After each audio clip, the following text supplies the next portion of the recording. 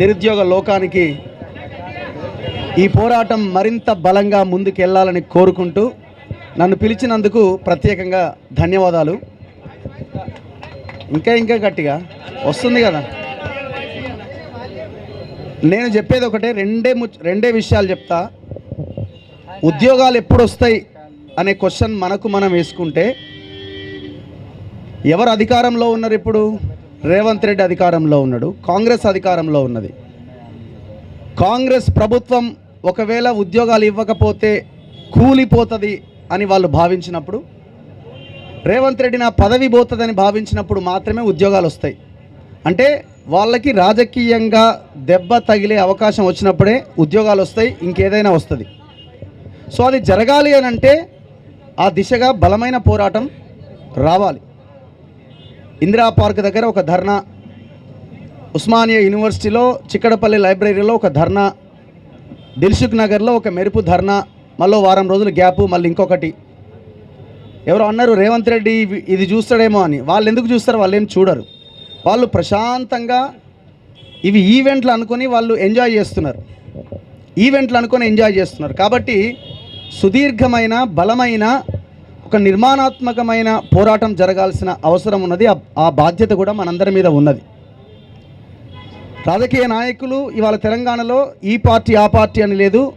ఒక టెంట్ కింద మనం ఎట్లాగైతే అందరము బాధితులము పోరాటం చేసే వాళ్ళందరం ఇక్కడ కూర్చున్నామో, ఒకే టెంట్ కింద తెలంగాణలో ఉన్న అన్ని పార్టీలు కలిసి కూర్చొని మాట్లాడుకుంటున్నారు.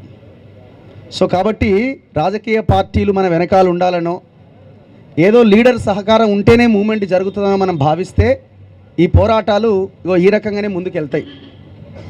కాబట్టి పార్టీలన్నింటినీ పక్కన పెట్టండి.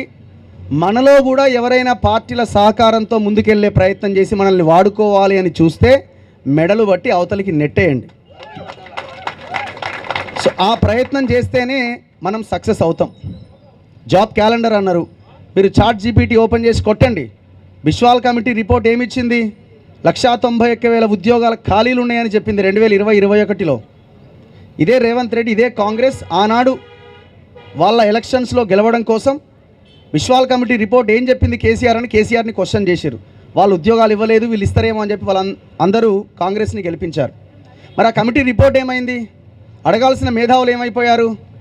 ఇప్పుడు చర్చ ఎక్కడొచ్చిందంటే కాంగ్రెస్ ఎన్ని ఇచ్చింది ఉద్యోగాలన్న దగ్గర డిస్కషన్ ఉన్నది. ఎన్ని ఇచ్చారు ఉద్యోగాలన్న దగ్గర కాదు డిస్కషన్. ఆయన 60,000 70,000 ఇచ్చినా అంటుండు, మీరు ఏమి ఇవ్వలేదని మనం అంటున్నాం. డిస్కషన్ అక్కడ కాదు. సంవత్సరం తిరిగేలోపు 2 లక్షల ఉద్యోగాలు ఇస్తామన్నాం, ఏమైనాయి అని మనం క్వశ్చన్ చేయాలి. జాబ్ క్యాలెండర్ ఇస్తా అన్నాం, మేనిఫెస్టో ఓపెన్ చేయండి. మన కళ్ళ ముందే ఉన్నది. ఇప్పుడు ఇంత ముందులాగా ఏదో పేపర్లు తిరగాల్సిన అవసరం లేదు. చాట్ జీపీటీలో కొట్టగానే మొత్తం డీటెయిల్స్ అన్నీ వచ్చేస్తున్నాయి. మేనిఫెస్టోలో చాలా క్లియర్గా తక్షణమే మేము 2 లక్షల ఉద్యోగాలు ఇస్తామన్నారు. ఫలానా డేటు, ఫలానా రోజు, ఫలానా ఎగ్జామ్, ఫలానా ఇంటర్వ్యూ ఉంటుంది అని ఈనాడు ఆంధ్రజ్యోతి పేపర్లో బ్యానర్ ఐటమ్స్ వేశారు. ఇంకా ఏ క్లారిటీ కావాలా? ఇప్పుడేమంటున్నారు? 40,000 ఉద్యోగాలు అతి త్వరలో వేయబోతున్నాం అంటున్నారు. మీరు చెప్పిన లెక్క ఎంత? మీరు చెప్తున్నది ఏంటి? కమిటీ రిపోర్ట్స్ ఏమున్నాయి? ఎన్ని ఖాళీలు ఉన్నాయి? ఇవన్నీ ఎవరు మాట్లాడతలేరు. సో ఇక్కడ లోపము మన దగ్గర కూడా 10, 20, 50% దాకా ఉన్నది. దయచేసి ఇది అర్థం చేసుకోవాలి. బలమైన పోరాటాలు జరిగినప్పుడే ప్రభుత్వాలు దిగొస్తాయి. ఆ దిశగా మనం పోరాటం చేయాల్సిన అవసరం ఉన్నది. తెలంగాణ మూమెంట్ని మనం గుర్తుకు తెచ్చుకొని ఆ దిశగా పోరాటం జరగాలి. ఫోన్లు పక్కన పెట్టండి, అన్నీ పక్కన పెట్టండి. జాబ్ క్యాలెండర్ కోసం ప్రయత్నం చేద్దాం.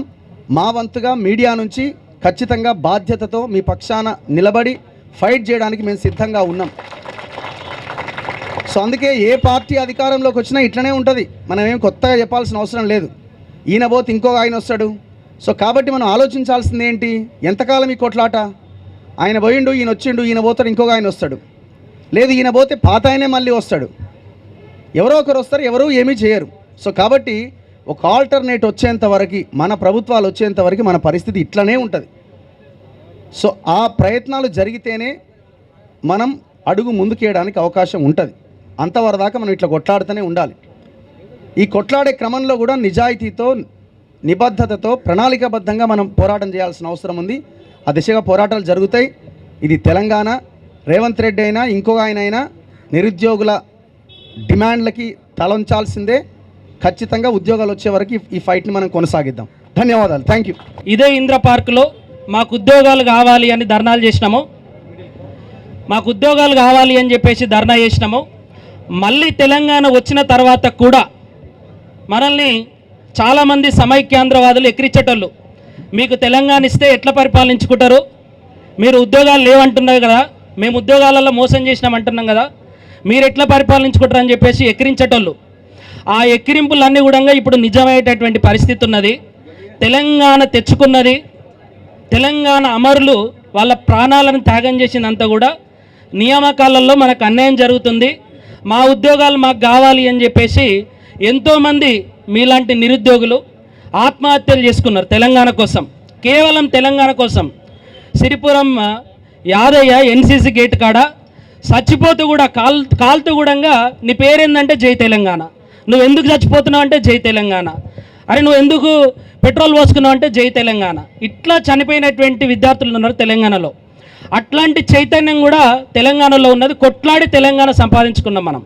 కానీ తెలంగాణ వచ్చిన తర్వాత గత 11 సంవత్సరాల నుండి సేమ్ మాకు నోటిఫికేషన్లు కావాలి అని ధర్నాలు చేయడం, ఉద్యోగ నోటిఫికేషన్లు వేయాలి అని చెప్పేసి ధర్నా చేయడం అనేది కంటిన్యూస్గా జరుగుతూనే ఉంది.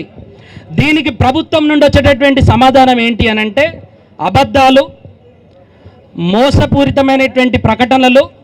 తర్వాత ఇది ఎవరైతే కొట్లాడుతున్నారో నిరుద్యోగుల తరపున, ఆ నిరుద్యోగుల తరపున కొట్లాడేటటువంటి ప్రతి ఒక్కరిని బదనాం చేయడం, బ్లేమ్ చేయడం. బీఆర్ఎస్ ఉంటేనేమో వీళ్ళు కాంగ్రెస్ పార్టీలు, బీజేపీ పార్టీలు, కాంగ్రెస్ ఉంటేనేమో వీళ్ళు బీఆర్ఎస్ పార్టీలు మరియు బీజేపీ పార్టీలు, కమ్యూనిస్టు పార్టీలు, వీళ్ళు ఎవరు నిరుద్యోగులు కాదు. నిరుద్యోగులు కాకున్నా సరే నిన్ను ఒక ప్రశ్న అడుగుతున్నారు అందరూ. నువ్వు మొదటి ఏడాదిలో 2 లక్షల ఉద్యోగాలు ఇస్తామని చెప్పేసి చెప్పినవా లేదా? చెప్పిరా లేదా? కానీ 2 లక్షల ఉద్యోగాలు ఇవ్వకపోగా ప్రతిరోజు నిరుద్యోగులను రెచ్చగొట్టేటటువంటి విధంగా, ప్రతిరోజు నిరుద్యోగులు బాధపడేటటువంటి విధంగా ప్రకటనలు చేయడం అనేది జరుగుతూ ఉన్నది. మరి మనకిచ్చినటువంటి మాటను నిలబెట్టమంటే రకరకాలైనటువంటి కుట్రలు ప్రభుత్వం కూడా చేస్తూ ఉన్నది. ఈ క్రమంలో ప్రభుత్వం నుండి వచ్చేటటువంటి ఎట్లాంటి ప్రకటన అయినా సరే అది మిమ్మల్ని మోసగించడానికో లేకపోతే ఈ ఉద్యమాన్ని నీరుగార్చడానికో మాత్రమే జరుగుతుంది తప్ప ఉద్యోగ నోటిఫికేషన్లు అడిగినా సరే ఖచ్చితంగా ప్రభుత్వం అణిచివేస్తుంది, కేసులు పెడుతుంది, అరెస్ట్ చేస్తుంది. ఎందుకంటే ఒక విష నాగుపాముకున్నటువంటి లక్షణం ఏంటి అంటే ఏం చేస్తుంది? బుస కొడుతుంది, కాటేస్తుంది. అది పాము యొక్క లక్షణం. ప్రభుత్వం కూడా అంతే. మనము ప్రశ్నించిన ప్రతిసారి కూడా మన మీద బుస కొడుతుంది. ఈ పాము బుస కొడుతుందని చెప్పేసి మనం ఎన్ని రోజులైతే అంటామో ఆ పాము తగ్గదు. దానికి విరుగుడైనా కనిపెట్టాలి, లేకపోతే ఆ పామును ఏం చేయాలి? చంపేయాలి, ఏదో ఒకటి చేయాలి. కాబట్టి రేపు రాబోయేటటువంటి ఎన్నికలలో కానీ లేకపోతే ఏ కార్యక్రమం అయినా సరే నిరుద్యోగులు ఐక్యంగా ఉండి మీరు కొట్లాడితే తప్ప తెలంగాణలో నిరుద్యోగ నోటిఫికేషన్లు రావు. సో మీరే కొట్లాడాలి. మీ తరపున ఆ రాజకీయ పార్టీ వస్తుంది, ఈ రాజకీయ పార్టీ వస్తుంది, ఆ నాయకుడు వస్తాడు, ఈ నాయకుడు వస్తాడు అని చెప్పేసి నమ్మకాలు పెట్టుకోకండి.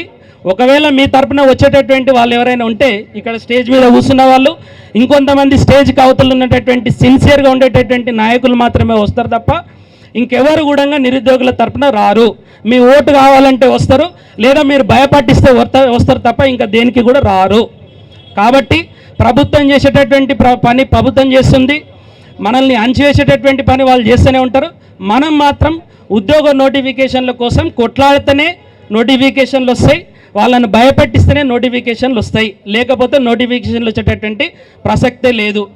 ప్రేయర్ చేస్తానో, విజ్ఞప్తులు చేస్తానో, విన్నవించుకుంటున్నో వాళ్ళకి వినిపించేటటువంటి పరిస్థితి లేదు. సౌండ్ పొల్యూషన్ ఎక్కువైంది, వాళ్ళకి వినిపిస్తలేదు.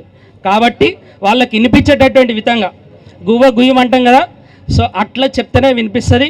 ఆ దిశగా నిరుద్యోగులందరూ కూడా ముందుకు పోవాలని చెప్పేసి ఆశిస్తూ